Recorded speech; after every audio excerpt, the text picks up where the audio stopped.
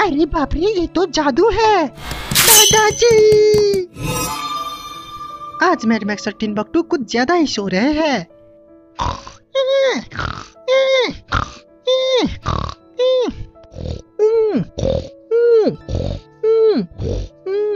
तभी दरवाजे पर कोई आता है। जैसे ही टिम्बकटू और मैड मैक्स बाहर जाकर देखते हैं, वहाँ पर एक बड़ी सी चिड़िया थी। मैं टुनी चिड़िया, मेरा ये अंडा है, इससे मैं अकेले छोड़ के नहीं जा सकती। मैं बहुत दूर जा रही हूँ, शाम तक वापस आ जाऊंगा। क्या तुम दोनों मेरे अंडे का ख्याल रखोगे? इतना बड़ा अंडा देखकर मैड मैक्स और टिम्बकटू के मुंह से पानी आने लगता है। अरे क्यों नहीं, तुम चिंता मत करो टुनी चिड़िया, हम तुम्हारे अंडे को सुरक्षित साथ रखेंगे। तुम जाओ, हम तुम्हारे अंडे का ख्याल रखेंगे। फिर टुनी चिड़िया वहाँ से चली जाती है।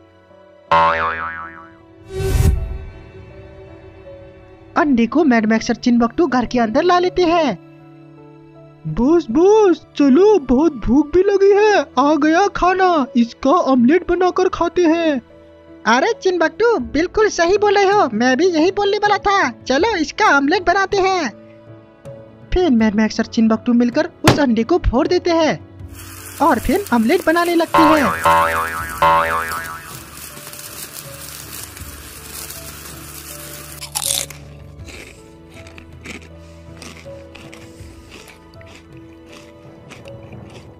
अरे बॉस, ऑमलेट खाकर मजा आ गया। ओहो, अरे हाँ, बहुत टेस्टी था।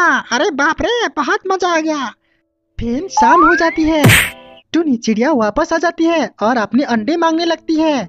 कोई मैं टुनी चिड़िया, मेरा अंडे कहाँ पर है? मुझे मेरा अंडा दो।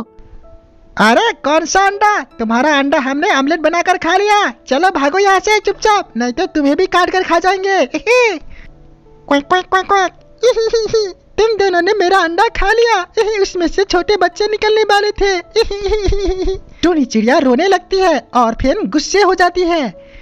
अब तुम दोनों को मैं छोड़ूंगी नहीं, तुम दोनों गए।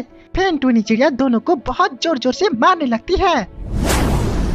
अरे माँ, अरे छोड़ दो मुझे। अरे बाप रे, अरे मार डाला रे।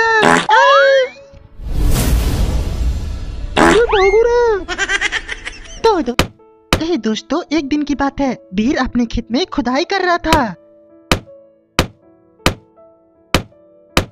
तभी उसको एक खाली संदूक मिलता है। अरे ये क्या संदूक है? ये तो पूरी खाली संदूक है, आखिर में ये किसकी हो सकती है? फिर बीर संदूक को खेत की दूसरी ओर रख देता है और अपना काम करने लगता है। थोड़ी देर होने के बाद बीर को भूख लग जाती है और फिर वो अपने कोदाल उस संदूक में रख देता है और कुछ खाने को चला जाता है। कुछ देर बाद बीर वापस आता है। वो देखता है संदूक में बहुत सारे कोदाल हो गए थे। ये देखकर बीर अचंभित था। अरे मैंने तो इसमें एक ही कोदाल रखी थी, इतने सारे कोदाल कैसे हो गए? फिर बीर उसमें एक पत्थर डालता है। पत्थर डालते ही उसमें बहुत सारे पत्थर बन जाते हैं।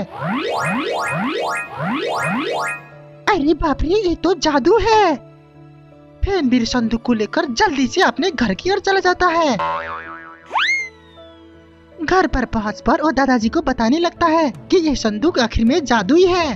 दादाजी, ये संदूक ना जादुई है। मैंने इसमें कुदाल रखा था, बहुत सारे कुदाल बन गए।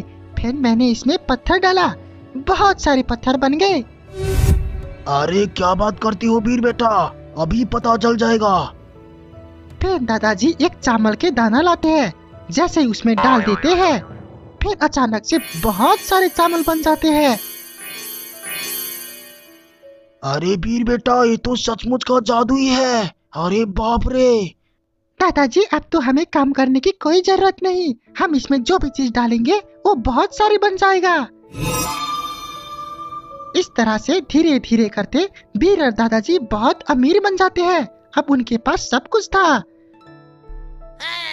एक दिन की बात है, मैड मैक्स ये सब देख रहा था खिड़की से कि आखिर में ये लोग अमीर कैसे बन रहे हैं। मैड मैक्स देख लेता है कि एक जादुई संदूक है जिसमें कुछ भी डालने से बहुत सारे बन जाते हैं। एक रात को मैडमैक्स उस संदूक चुराकर अपने साथ ले जाता है। अरे चिंटू, ये देखो, अब तुम्हें मैं जादू दिखाता हूँ। फिर मैडमैक्स उसमें अपने एक गड्डी पैसे डाल देता है। थोड़ी देर रहने के बाद भी संदूक में कोई भी जादू नहीं होता और मैडमैक्स का कोई भी पैसा ज्यादा नहीं होता। अरे ये क्या हुआ? कुछ भी नहीं हुआ। अरे इसमें जादू कहाँ गया? फिर मैडमैक्स उसमें अपने हाथ डालते हैं। जैसे वो हाथ डालते हैं,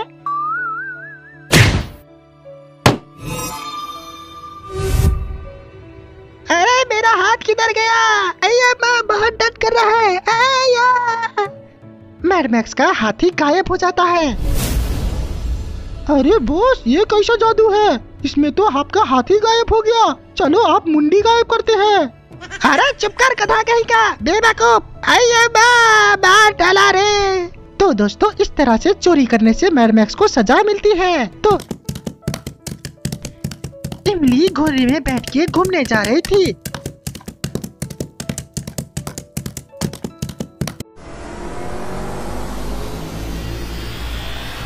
दादाजी! इमली की सरी कट जाती है और इमली मारा जाती है। इधर बीर को पता चल जाता है कि इमली मुसीबत में है। अरे मुझे ऐसा क्यों लग रहा है जैसे इमली बहुत बड़ी मुसीबत में है। मुझे इमली के पास जाना चाहिए। रणबीर जल्दी से उड़ते हुए इमली के पास जाने लगता है। बीर देखता है इमली की सर कट गया था और इमली मर चुकी थी। अरे ये क्या हो गया? इमली, इमली उठ जाओ, इमली, इमली उठ जाओ। अरे इमली, ये क्या हो गया? इमली को इस हालत में देखकर बीर बहुत ही जोर जोर से रो रहा था। रणबीर इमली की सर और धड़ को लेकर जल्दी से अपने दादाजी के पास जाने लगता है। बीर बहुत ही तेज रफ्तार में अपने दादाजी के पास जाने लगता है। अरे वीर बेटा, ये कैसे हो गया? किसने इमली के साथ ऐसा किया? अरे मेरी छोटी बच्ची। बेचारा ये देखकर दादाजी भी रोने लगते हैं। पता नहीं दादाजी, मुझे बस एहसास हुआ कि इमली मुसीबत में है। जैसे मैं गया, मैं देखा इमली इस हालत में है। पता नहीं किसने किया। अब क्या होगा दादाजी? मुझे इमली को ठीक करना है दादाजी। कैसे भी करके इमली को ठीक करो। वीर बेटा, मैं भी यही सोच रहा था। हमें इमली को किसी भी हाल में ठीक करना होगा, लेकिन ये बहुत मुश्किल है। दादाजी, मैं इमली के लिए कुछ भी कर सकता हूँ। बस आप बताइए मुझे क्या करना होगा। हे दोस्तों, तो आपको क्या लगता है, क्या बीर और दादाजी इमली को बचा पाएंगे? दादाजी क्या बताने वाले हैं कि आखिर में इमली को कैसे बचाया जा सकता है? देखते हैं इसकी पार्ट 2 में। अगर इसकी पार्ट 2 चाहिए तो चैनल को जरूर सब्सक्राइब करें। Bye bye.